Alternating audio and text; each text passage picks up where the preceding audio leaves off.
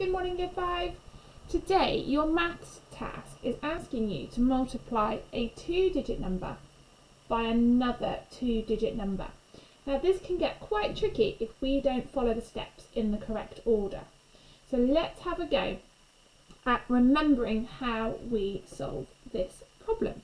So one thing that I do, and you can choose to copy me if you want to, is I draw a worm around my top number and just the ones digit in my second number. This reminds me that I'm only multiplying 24 by 5 for now. I'm not doing anything with this 1 right now. I'm not multiplying any number by 1. I'm just doing 24 times 5. So I'm going to begin in my ones column. 4 times 5 is 20. So that's 2 tens and 1 0. So I'm going to put my 2 in the tens column down here. I'm now going to use my tens digit to multiply by 5. 2 times 5 is 10. Add these 2 tens is 12. So because that's the last digit, I'm going to put my whole number in the answer. Now I'm using a whiteboard, so I can just rub this 2 off. But if you're using a pencil, then you could rub it out, cross it out, or even put your little 2 up here so it doesn't get in the way of your next answer. Now I've multiplied 4 by 5 and I've multiplied 2 by 5. I no longer need to multiply any other number by 5. So I'm going to give my worm or my caterpillar a scarf because he gets a little bit chilly. Okay, so I'm going to cross out my 5 because I no longer need to multiply a digit by 5. Now, what I am going to say, however, is that my creature has laid an egg down here. Now, this is because when we multiply 4 by 1, we always start in the ones column, but we have no number to multiply here, so we're going to jump to our tens. Our next step is 4 multiplied by 1. Now, 4 times 10, because this is in the tens column, is 40.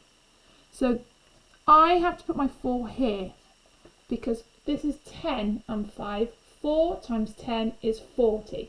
So by laying an egg, I've made sure that my 4 is in the right column. I'm now going to move to my tens column, and I'm going to multiply 2 by 1, which is 2. I now have 2 answers. And what do you think I have to do with my 2 answers? Well done. I have to add them together, starting with the ones column and moving across to my hundreds column. My answer is 360. I'm going to do one more example, and this one is 34 times by 26, and it's actually a question in your home learning today. So maybe you could do this question along with me. So I am going to draw my worm or my caterpillar again. If you wanted to, you could give him a little smiley face. And this is to remind me that I'm not multiplying by 2 or 20, just in the tens column right now. I'm just going to multiply 4 by 6 and then 30 by 6. So I always start in my ones column. 4 multiplied by 6 is 24. So my 2 goes in my 10 column and my 4 goes in my ones column. I then move to my tens. 3 multiplied by 6 is 18. Add 2 is 20. Now that is the last digit I need to multiply by 6, so I can put my whole answer in the answer box. And like I said before, you can cross this out or rub this 2 out so it doesn't get in the way of your next answer. Now I've multiplied 3 and 4 by 6, so I no longer need to use that, so I'm going to give him a nice little scarf, and I am going to have him lay an egg. Okay, so in the last video I just explained that that's because I'm now doing, back to my ones column, I'm now doing 4 multiplied by 2, which is 8. But really, this is 20, 26. So 4 times 20 is 80. So by having my egg there, I've ensured that my 8 goes into the right column. So I've multiplied 4 by 2.